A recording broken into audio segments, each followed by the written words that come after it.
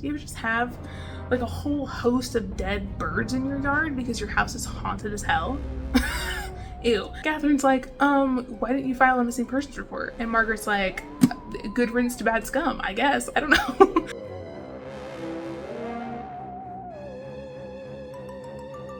Hey, what's up? My name's Alea. Welcome back to my channel, and welcome to another video. So today we're going to be talking about spooky book recommendations, and I split this list into 5 different categories. So we have cozy autumnal graphic novels, dark academia, cozy creepy books, scary horror, and spooky smut. So hopefully you can find something on this list that sounds interesting to you no matter what you're into. So without any further ado, let's get into the recommendations.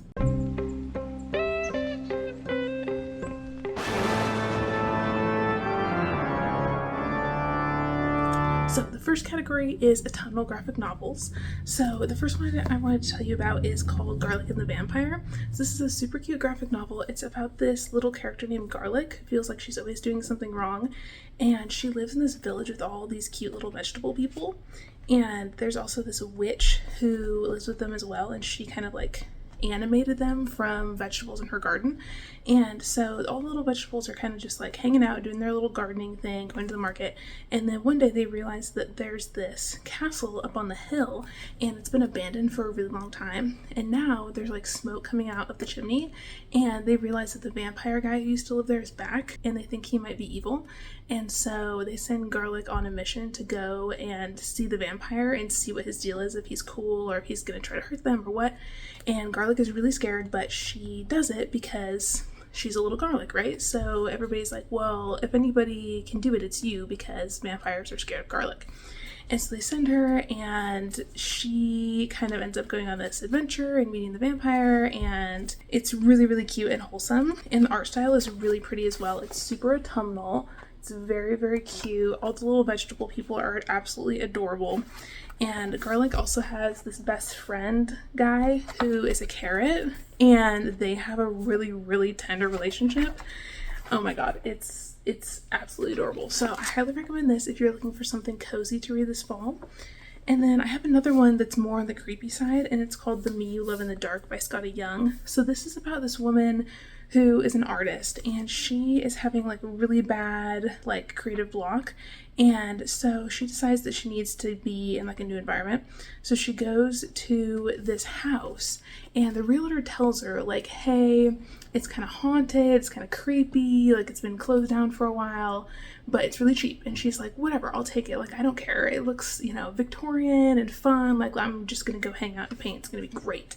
And then she gets there, and she realizes that there's some like creepy weird shit going on in this house, and she starts like hearing this voice, and it's like emanating from the house itself.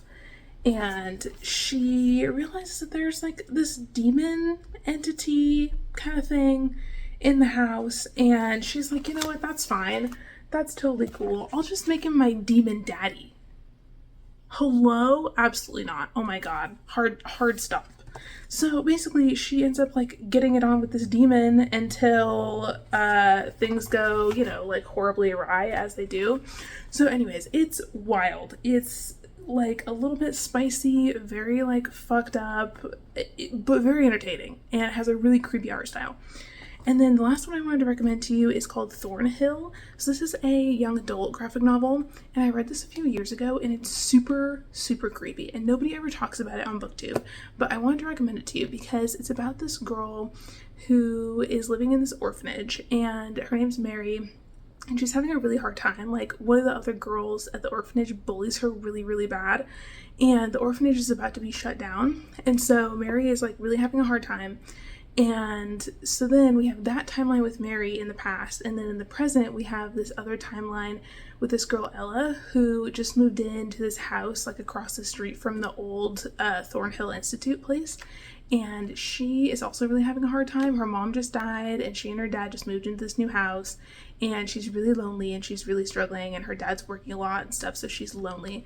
And she sees this creepy old institute across the street, and she decides to go over and investigate because she thinks she sees a girl like in the window of the building, and she's like, okay, I want to go see what's going on with this girl. And so she goes to the building and is kind of finding old remnants of like Mary's life, and it's very creepy. The whole thing is in black and white, and some of it is graphic novel and some of it is like diary entries from Mary, and it's really, really sad. And you get to see what she's going through at this orphanage with these girls who treat her like shit, and it's, oh my god, it's creepy and it's sad, and it's really interesting to see how much this current girl Ella and this ghost girl like have in common with each other. Oh my god. Heartbreaking, very spooky. There's one panel in here that is of the ghost girl's like face, and I still think about it. It really, really gave me the creeps. Oh my god. But I highly recommend that if you are looking for something creepy. And I think Pam Smythe also has some other like spooky graphic novels, but I haven't read them yet.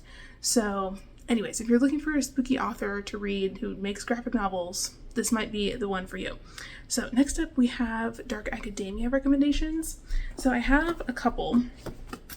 One of them is one I read a long time ago, and one of them is one I'm currently reading.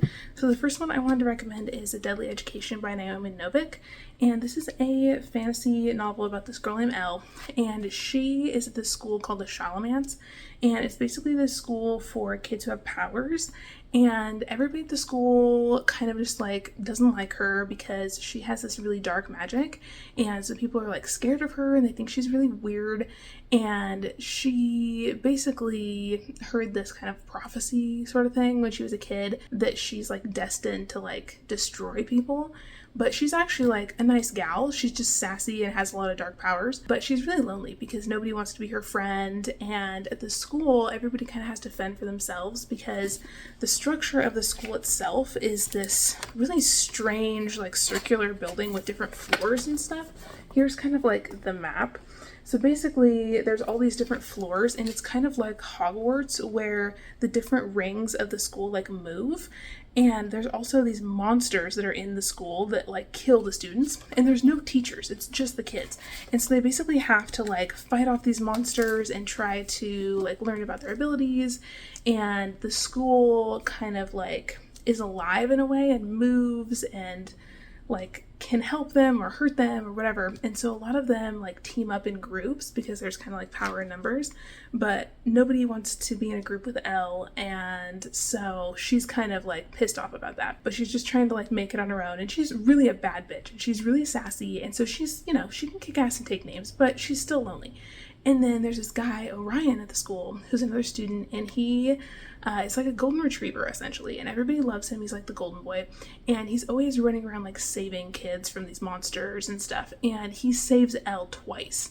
And she's like, what the hell? Like, I cannot have my reputation tainted by this freaking golden retriever guy. Like, what the hell? So she basically decides that she is not gonna deal with that. And so the two of them get kind of like thrown together, and she is kind of trying to like get him away from her, and he's trying to like protect her, and it's really funny. They have really good banter, and their relationship kind of turns into something that is maybe like more than just a friendship, and they're trying to fight all these freaking monsters, and they end up like kind of forming a group themselves. And you know, Elle is into it because Orion's really popular, and so people are nicer to her when she's with him, and so they kind of have like this fake dating thing going on. Anyways, it's really good. I'm really into this, and I'm really excited to carry on with this series because I really want to read book 2. I have it, but I haven't gotten to it yet. And then the next one I wanted to recommend is Babel by R.F. Kuang. So this is a dark academia novel. It's very long. Everybody has read this but me, I swear. I'm part of the way through, and I'm really, really enjoying it, so I wanted to recommend it to you. And I think this is a really good dark academia because it's chunky. It gives you something to sink your teeth into in the fall season, but it also has that fun school setting, and there's also a lot of interesting discussions in here about like colonialism and racism, and it covers a lot of really important topics. So we're following this guy, Robin, who grows up in China, and he kind of gets like adopted in a way by this Oxford professor, and the professor saves him and takes him out of China during the cholera outbreak and takes him back to England and raises him, and basically tells him like, hey, you can live at my house with me if you promise to do all this studying and like devote your life to learning languages and then go to this Oxford University program for translation. And so Robin doesn't really have any choice because his parents are dead and he's a kid at the time, and so he agrees to it. And this professor guy is not a very good dude and kind of treats him like shit, but Robin is like kind of trapped, and so he does everything he's supposed to do. He studies really hard, he gets into Oxford, and then the whole rest of the book is about his time at Oxford and his experience going to the School of Babel and learning about these languages. And there's this magic element to it as well, so it's kind of like a dark academia fantasy historical fiction blend. And so the fantasy elements are interesting because they're tied to language. So basically, if you know different languages, you can like inscribe them on these silver bars, and the bars like emit this magic that can heal people and can do all of these different things, and it's really, really powerful. So it's interesting because Robin is learning this magic and he really enjoys being in academia, and he's having fun with the other students in this little cohort group that he has in the language school, but he's also realizing that the school in England as a whole are using these silver bars and this magic that they are learning to benefit themselves and kind of like take down other countries, and they could be using it to help people, but they're choosing it to further colonization essentially, and he's not sure if he's really down for that. So that's kind of what it's about. It's really interesting. It's actually a really fast read even though it's really chunky, so don't be intimidated, because I was super intimidated by this, but I started reading it on vacation and I actually highly recommend that. Like if you are coming up onto Thanksgiving break or like winter break and you just want something cozy to read by the fire, like I would recommend this for that, to be honest. It's really cozy and interesting, but it's the kind of book that you can kind of like get lost in and like just, you know, read while you're drinking tea with a blanket next to the fireplace. So highly recommend this. And then the next category I want to talk to you about is cozy creepy books. So these are books that are a little bit creepy, you know, they have like some ghosts or some paranormal stuff or whatever, but they're not like super hardcore horror. So if you want something fun to read for spooky season or Halloween, but you're not super into like hardcore gory horror stuff, these ones are definitely for you. So I have quite a little stack. So the first couple are middle grade. So the first one I wanted to recommend is The Screaming Staircase by Jonathan Stroud. This one I've talked about a million times on my channel, but it's the first book in the Lockwood & Co. series, and we're following this young group of kids. And so we have Lucy, Lockwood, and George, and basically they are paranormal investigators. And so our main character is Lucy, and she is really powerful because she can like hear ghosts, like they can talk to her and stuff, and she can see them really well, and other people can see them as well, especially children. That's kind of the thing with this book, is that the kids are basically like Ghostbusters, because ghosts are really dangerous. If they touch people, they can kill them and that kind of thing, and the adults can't see the ghosts. So adults have been dying from ghost touch for a while, and so there's these paranormal investigative groups of kids who go around and like eradicate ghosts from haunted houses and that kind of thing. And so basically this paranormal investigative group, Lockwood & Co., goes to all these different haunted, creepy places and takes care of the ghosts, and they like capture them and stuff like that.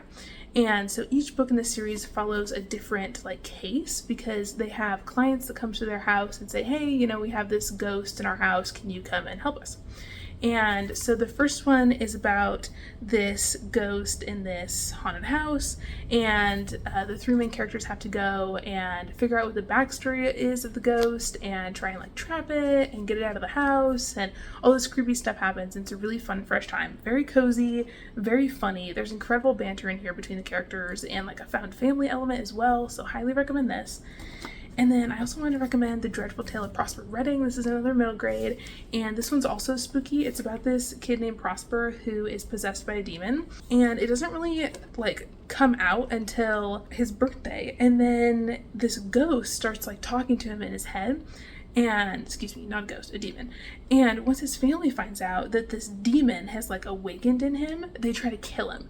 And so he's on the run from his family, and he's trying to figure out what the hell's going on, and he's trying to get this demon out of his head.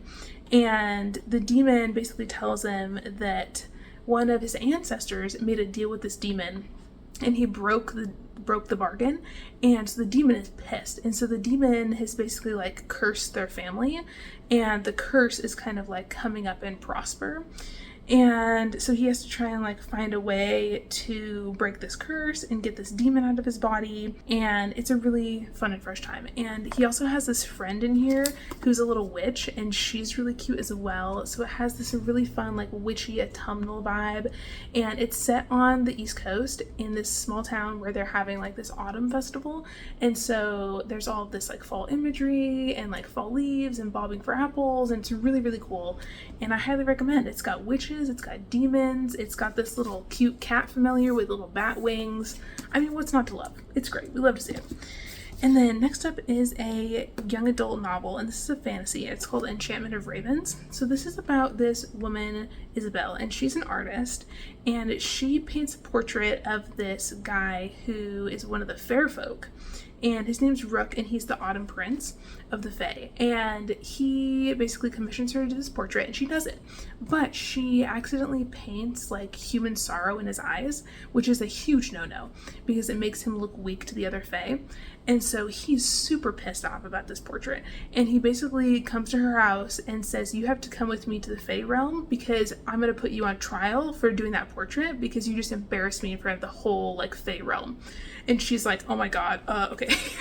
And so he like whisks her way to Fairyland, and it's really interesting because there's a lot of people who are after them, and Rook has a lot of enemies, and there's a lot of like seasonal magic that the Fae have in here, and Rook is the Autumn Prince, and so part of his territory is this like beautiful autumn forest that they have to travel through so that people can't hurt them because it's on his land. And he can also shapeshift into a crow, and they have kind of like this forced proximity, hate-love romance thing going on. And it's really, really cool. It's really beautiful. It's very atmospheric, very fun.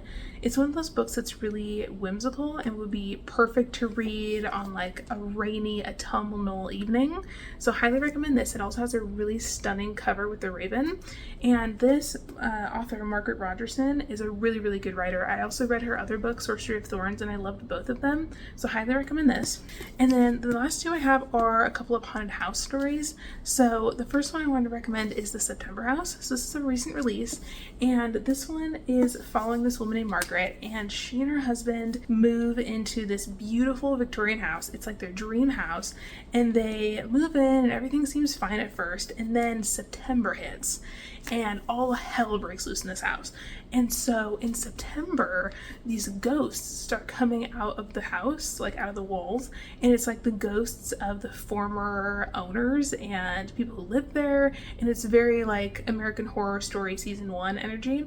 And the walls like bleed, and there's like screaming at night, and birds fly into the windows of the house and like commit suicide. So the whole yard is just covered in dead birds. You ever just have like a whole host of dead birds in your yard because your house is haunted as hell? Ew. Anyway, so Margaret is like, oh my god, what the hell is going on? And she basically decides that she is not going to leave. This is her house, and she's not going to be scared off by some ghosts.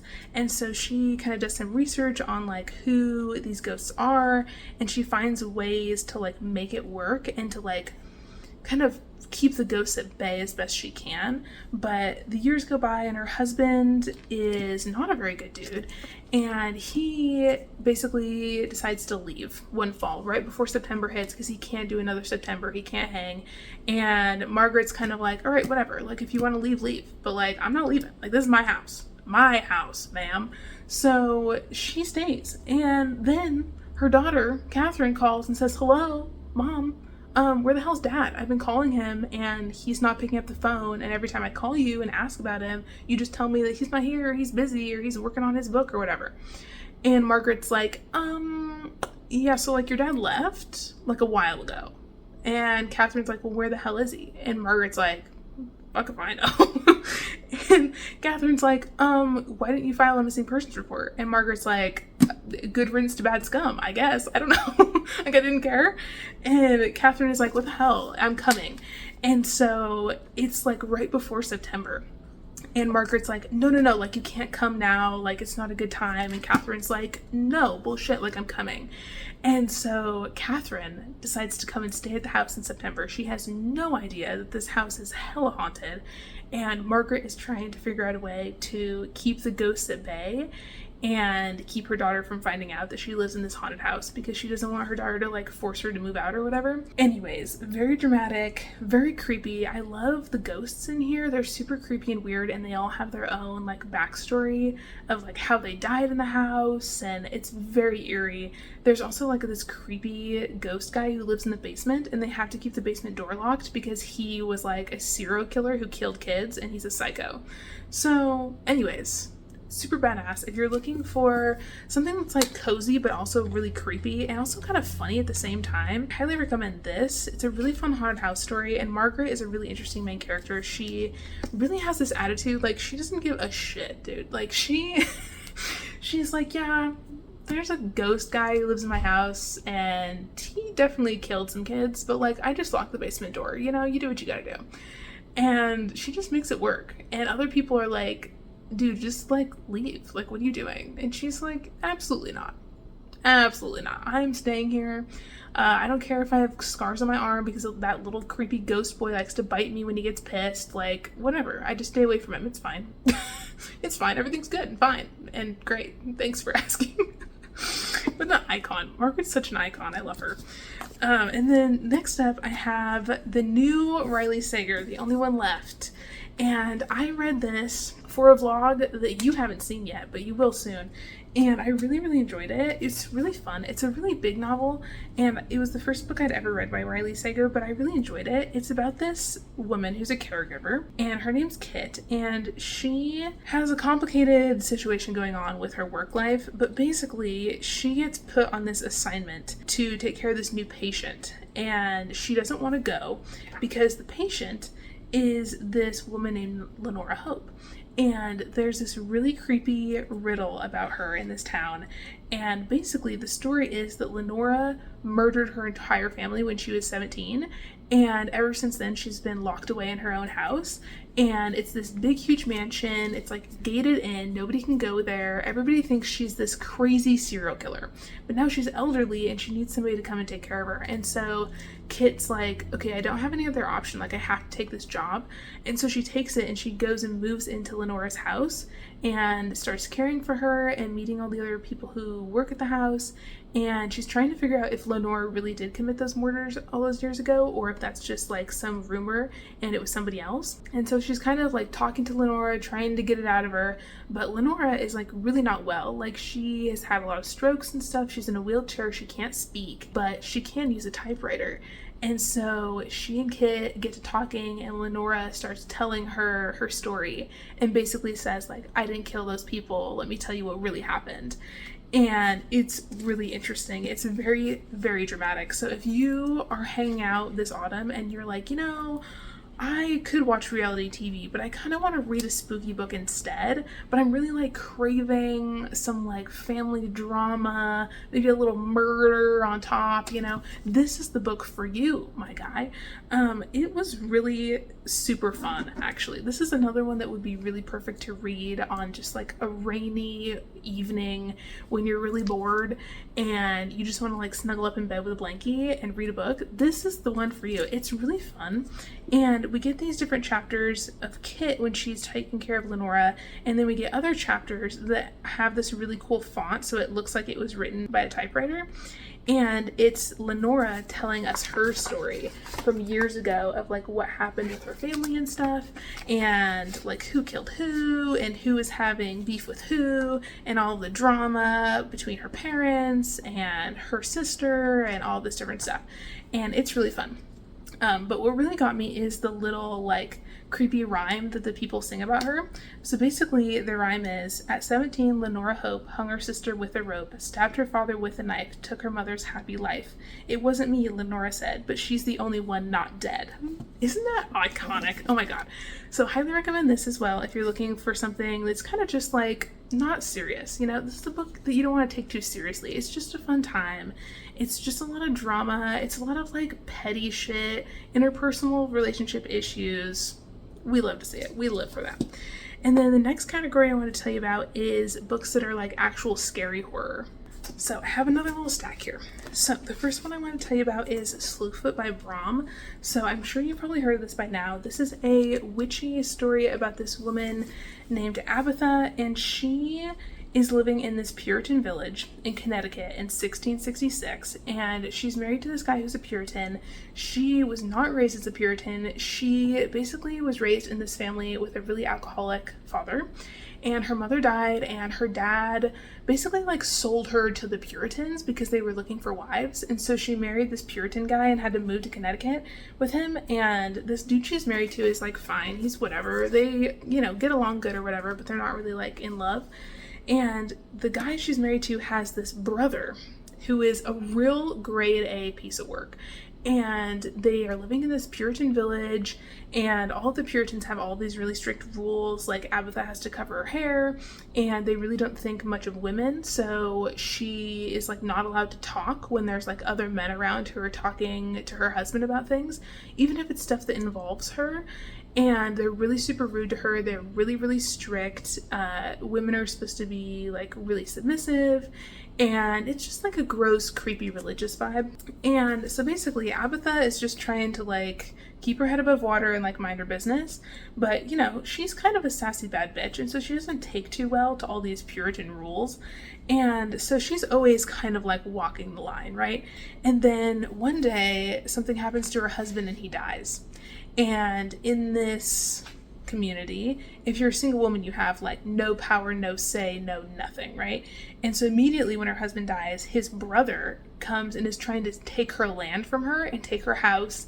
And she's like, hell no, this guy's such a jackass, absolutely not. And so she kind of teams up with this like woodland spirit demon called Slewfoot to take out these Puritans and get her revenge on them for treating her like shit. And it's super badass, and we love to see it. We really love to see it. There's also these really cool like pictures on the inside of these different like creatures that she is, you know, communicating with and whatnot. There's also this goat guy named Samson. It's a whole vibe. But anyways, very creepy, very spooky. If you're ever just, you know, kind of in the mood to read about, you know, Puritans getting their comeuppance, queen, this is for you, right here, for you. And I really like Abatha. She's really cool. She's super sassy. I love how she really like holds her own and isn't afraid to like speak out even when everybody's telling her not to. Oh my god. Iconic. We'd love to see it. And then next up I have a novella, and that's What Moves the Dead by T. Kingfisher. So this is a horror novella about this non-binary main character named Alex Easton, and they're a retired soldier, and they basically go to see their friend Madeline Usher, who's dying, at her ancestral home. And so when Easton gets there, they realize that something is really super wrong with their friend. And she is like not well. I mean, she's dying, but like she looks like shit. And there's some really creepy stuff going on the estate. And there's these like hares, these big creepy rabbits that are like crawling across the ground. There's something in this like body of water in the front yard that like glows at night. And it's just a really creepy vibe. And Easton is like, something is not right. And so they kind of take it upon themselves to try and figure out what the hell's going on this estate and like what's killing their friend Madeline. And this is also a retelling of The Fall of the House of Usher. And I really, really enjoyed it. If you're into nature horror or like mushroom fungi horror, this is absolutely for you. That's one of my favorite types of horror. So if you have any recommendations for nature horror or mushroom fungus horror, let me know in the comments because I would love to know. I also read Mexican Gothic and I liked that one a lot as well. So those are both ones that are mushroom horror that I think would be perfect for spooky season. They're very scary, but they're also just like a really fun and fresh time. And this also has really cool end papers.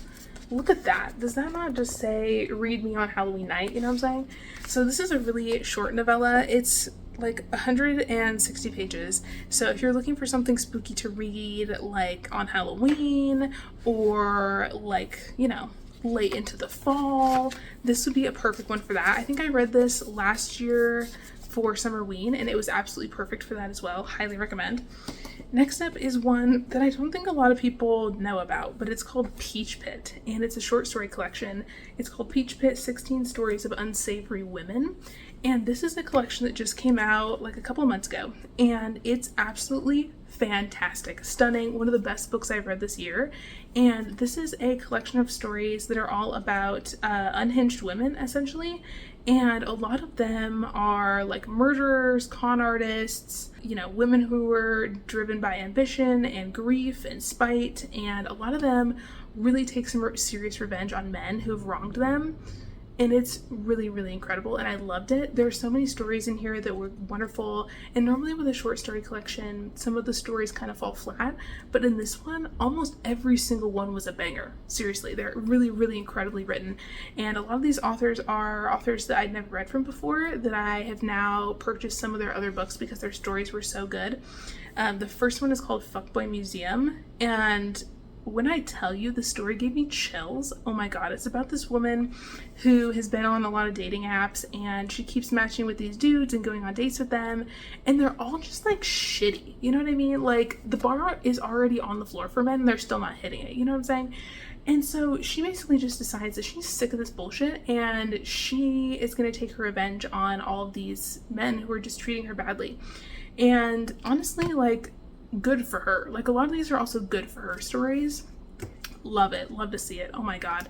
There's also another one about this girl who is like in love with her best friend, and she has this moment where her friend dies, and her friend's dad was like super abusive to both of them, and she decides to like get revenge on the dad. It's super creepy. A lot of these stories are like really dark and like fucked up and kind of make you want to puke in your mouth, but you also want to cheer because these women are finally getting what they deserve. And, you know, if they didn't do this stuff, there would be no justice for all of the stuff that they've been through. And I'm not saying that it's right, but I am saying that we support women's wrongs in this house, you know what I'm saying? So, love this. It's definitely creepy. Don't let this cover fool you because it's a fucked up story collection, but it's absolutely astounding, stunning, never been done before. Read this if you have not. Next is a YA horror. And you might be thinking, YA horror is not that scary. Well, this one actually did scare me. And it's called Dreamfall by Amy Plum. So this is a story about these teenagers, and they all have insomnia, like really chronic insomnia.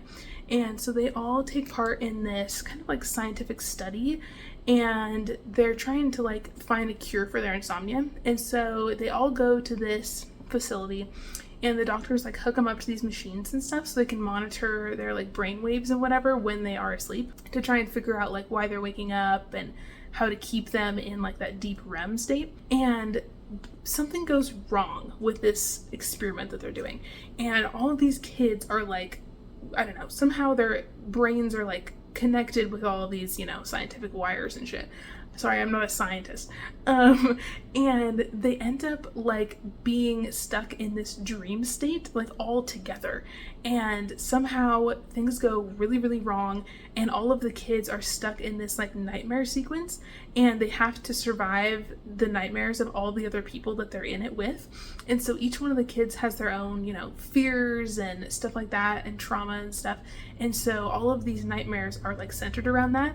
And so whenever they get into a new nightmare, they kind of have to figure out like, okay, whose nightmare is it? How are we going to get through this as a unit and like make it through the next like portal door into the next nightmare or whatever? But they're stuck in this like nightmare cycle, and it's actually really scary. And all these kids are strangers, so they don't even know each other, and now they're stuck in this creepy like monster nightmare dream state together.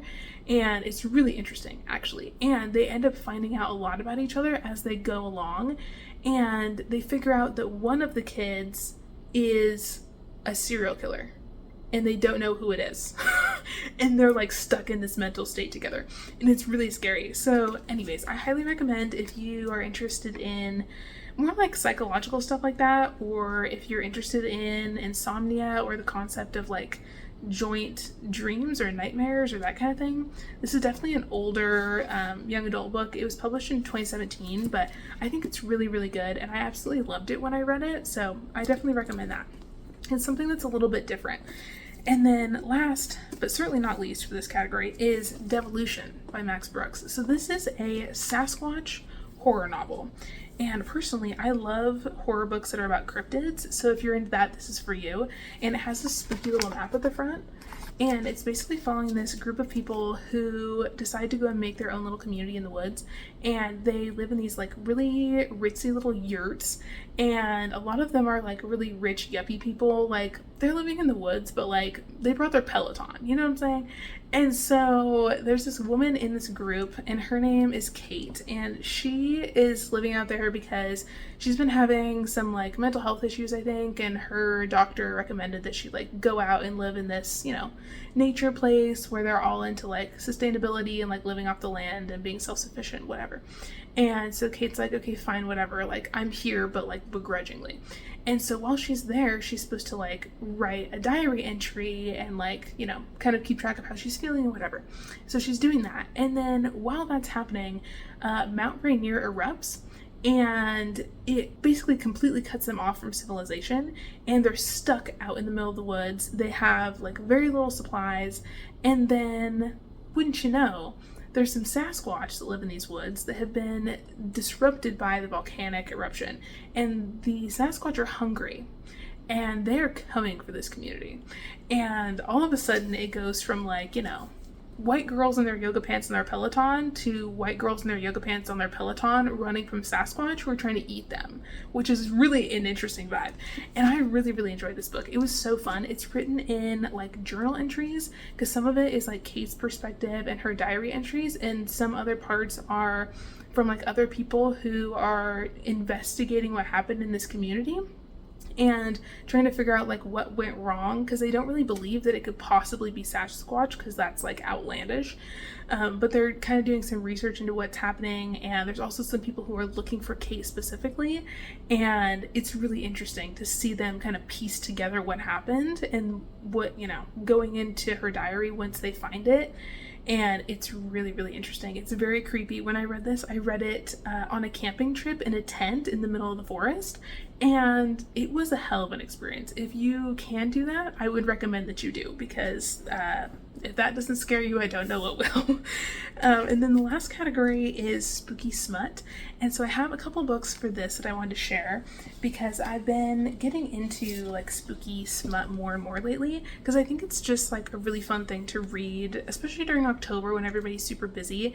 So I have two that are kind of like witchy. So the first one is Blood Moon, and this one is one that I read a couple months ago and I really enjoyed it. It's a romance between a witch and a vampire. And so our main character is this girl who's a plus size witch, and she is having some issues with this bar that she owns, because there's a rival club that has opened up across the street from her like paranormal bar, and it's basically like stealing her customers. And there's guys from the bar who are coming over and like basically harassing her customers and like really being assholes, and she's sick and tired of it. And so she goes to her friend's house one night, and her friend's having a party, and you know, her friend's like, here, take this love potion, you know, just like hang out for the night, don't worry about work, like just blow off some steam. And so while our main character is there, she ends up hooking up and having a one night stand with this vampire guy who's really hot, and she's never seen him before. And he like walks in on her when she's in the shower, and she's already taken this love potion just to like decompress, and then they see each other and like sparks fly immediately. And at first she's like, whatever, it's just the potion. And then she's like, okay, no, maybe I actually do like him. But the problem is, after they hook up, she realizes that he's the guy who owns this bar across the street, and she's pissed. And so they have this really good hate to love romance, and there's a lot of like fun witchy vibes and like paranormal creatures, and it's set in this town where there's all these different businesses that are like catered to paranormal folks. It's really cool. And then I also have been reading this other one called Wolf Gone Wild, and this is like my new favorite thing. This is another witchy romance, and it follows this group of sisters. And so I think there's like 6 books in this series. So this is about one of the sisters, Evie, and her romance with this guy who's a werewolf shifter. And so Evie is a hex breaker, that's like her power. And there's this guy, Mateo, who is having issues and like can't shapeshift into his wolf. There's some kind of like hex that was put on him or something. He's not really sure what's going on. So he goes to Evie and basically like begs her to help him. And normally she and her sisters like don't do werewolves. because they're really like volatile and stuff, and the witches and the werewolves have like a really bad like history. And so Evie's like, okay, well, I don't know, because my sister runs the coven and she hates werewolves, so I don't know if we can do that. But basically she talks her sister into it, and so they end up helping Mateo. And throughout that process, he and Evie spend a lot of time together because his wolf self is like calmer when she's around. And that's really important for him because his wolf is like talking to him in his brain. So he kind of has this like dual consciousness thing going on. And his wolf is like really aggressive and like horny and stuff. And so he's like trying to talk to Evie and they have all this fun banter. But also in his head, like he can hear the wolf saying like all this like dirty shit to him. And he's like, shut up. And it's really, really funny. It's a really good time. Highly recommend if you're looking for something witchy or you're looking for something with werewolf shifters, because this is a really good one. And then the last one I wanted to tell you about today is Angelica Frankenstein Makes Her Match. So this is a newer one from Sally Thorne, who is the author who wrote The Hating Game. And this is a historical romance novel about this woman, Angelica, and she and her brother Victor Frankenstein are orphans, and they live together in this mansion. And Angelica's really, really lonely because she is like 24 and she's still single, and she's been having a really hard time finding a man because she's kind of like weird. You know, she like helps Victor with all of his macabre like Frankenstein projects, and she is not very good at like talking to men. She kind of gives them like the third degree whenever she meets them, and so even though she's hot and rich, nobody wants to marry her. And so she kind of decides that Victor is going to make these Frankenstein monsters regardless, and he is working on this new Frankenstein project because he has this rival guy who's also like reanimating dead people, and he wants to like beat him. And so Angelica's like, okay, I'll help you with your Frankenstein projects, but you have to help me like make my own man. And Victor's like, done, because he's actually a really nice brother. And so they go to the morgue and she picks out like different parts of different guys and sews them all together and then brings the guy to life. And that's how she like meets her man, and the story kind of goes from there. And it's about her and this guy Will that she's reanimated, and he's trying to figure out like who he was before he died, and he's trying to get used to the fact that like his body is like not his own anymore. And he and Angelica have this really cute like banter and stuff, and he likes her, but when he died he had a wedding ring on, and so he's a really like sweet loyal dude, and he's like, I don't think I can do this because I think I was married and I don't know who I am, so I need to figure out who I was before I can like commit to anything with you. And the story kind of goes from there. It's really cute. They have incredible banter. It's really fun. I've never read a romance like this before where there's this like Frankenstein element to it. And Angelica is really funny. She's very sassy, very smart, really kind of a bad bitch, to be honest with you. So I'm really enjoying this. I think if you are looking for a historical romance that's really unique and still has that like spooky Halloween autumnal vibe, would highly recommend this. So those are all of the recommendations I have for you today. Thank you so much for watching. If you made it to the end of this video, leave me a ghost emoji in the comments and let me know what spooky books you're going to be reading this fall. And don't forget to like and subscribe if you want to see some more videos from me, and I will see you in another video very soon. Bye!